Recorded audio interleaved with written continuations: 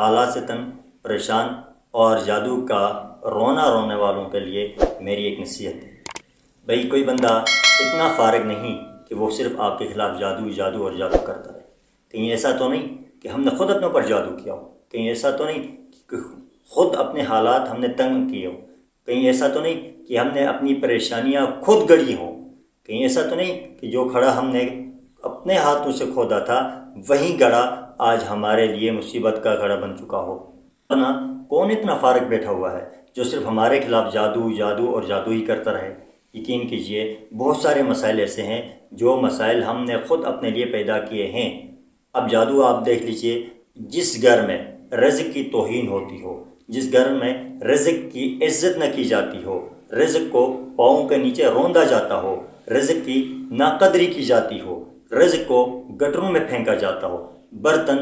بیسنوں اور wash room کی ٹوٹیوں کے ذریعے دھوئے جاتے ہوں، یاد رکھیے ایسے گھر کے لیے کسی جادوگر کے جادو کی ضرورت نہیں۔ وہ گھر خود اپنے انعامات کی وجہ سے برباد ہو جاتا ہے۔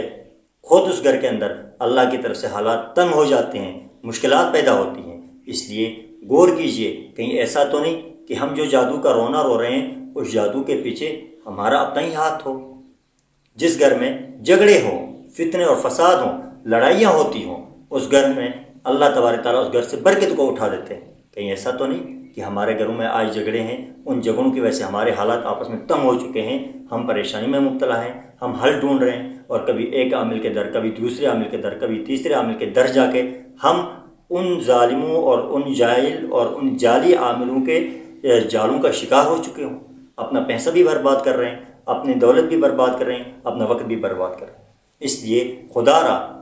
جادو اور جادو کہہ کر ان جعلی عاملوں کا شکار ہونے سے پہلے اپنے گریبان پہ جھانکیے، کہیں ایسا تو نہیں کہ ہم نے اپنے گھریلو معاملات کو اس قدر پیچیدہ کیا ہے کہ ان پیچیدہ حالات نے ہمارا جینا مشکل کر دیا ہو۔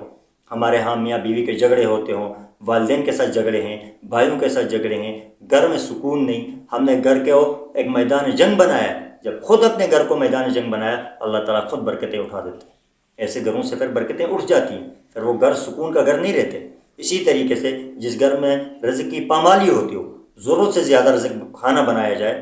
ضرورت سے زیادہ کھانا بنایا جائے، اس کو پاؤں کے نیچے روندا جائے، اس کو خراب کر کے پھینکا جائے، اس رزق کی ناقدری کی جائے، تو ایسے گھروں میں خود بخود جادو ہو جاتا ہے۔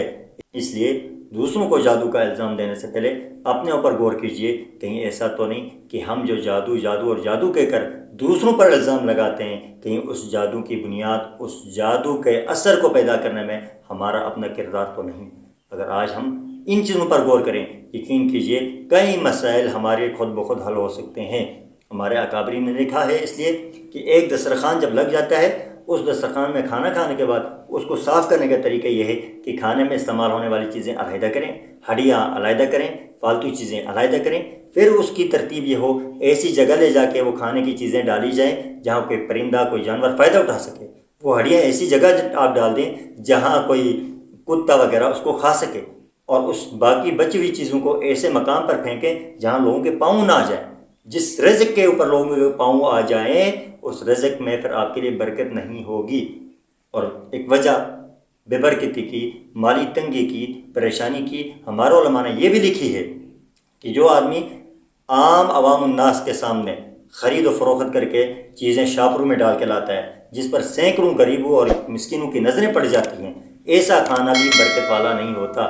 اور آج میں یہی سمجھتا ہوں ہمارا جو بیماریوں کی، پریشانیوں کی ایک بڑی وجہ ہے وہ یہ ہے کہ ہم بازار سے چیز خریدتے ہیں، شاپر میں ڈالتے ہیں، اور اس پر راستے میں لاتے ہوئے سینکڑوں غریبوں اور یتیموں اور پریشان حال لوگوں کی نظریں پڑتی ہیں جن کے پاس 2 وقت کا کھانا میسر نہیں۔ ایسے آدمی کی نظر ایسے کھانے پر پڑ جائے، ایسے فروٹ پر پڑ جائے جو وہ کھا ہی نہیں سکتے، تو پھر اس سے برکت خود بخود اٹھ جاتی ہے۔ اس لیے سنت طریقہ یہ ہے کہ آپ بازار سے چیز خریدیں تو کسی ایسے لفافے میں ڈالیں جو باہر سے کسی کو نظر نہ آ جائے، جس پر لوگوں کی نظریں نہ پڑ سکیں۔ ایسا کھانا جب آپ لا کے گھر میں کھائیں گے اس میں برکتیں بھی ہوں گی، رحمتیں بھی ہوں گی۔ اور پھر جو آپ نے گھر میں لایا اس میں بھی طریقہ کار یہ کہ اس میں سے کچھ حصہ آپ جو غریب اپنے محلے میں ان کو دے دیں، جو یتیم ہیں ان کو دے دیں، جو مسکین ہیں ان کو دے دیں، جو پڑوسی ہیں کچھ ان کو دے دیں۔ وہ جو تھوڑا بہت بچے گا وہ آپ کھائیں، یقین کیجئے وہ تھوڑا آپ کو اتنا فائدہ دے گا جتنا آپ کا لایا ہوا سارا کا سارا آپ کو فائدہ نہیں دے سکتا۔ لیکن ان چیزوں پر ہم غور نہیں کریں گے،